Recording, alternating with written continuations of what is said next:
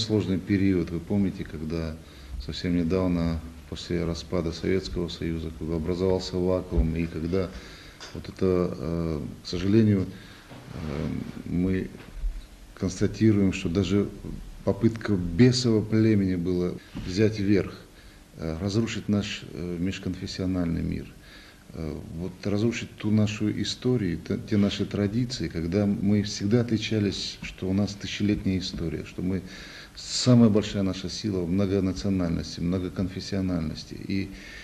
И вот это самое главное, не оружие, не ракеты, а именно вот это согласие. И в тот период я помню, что вы поддержали и закон о реабилитации репрессированных народов.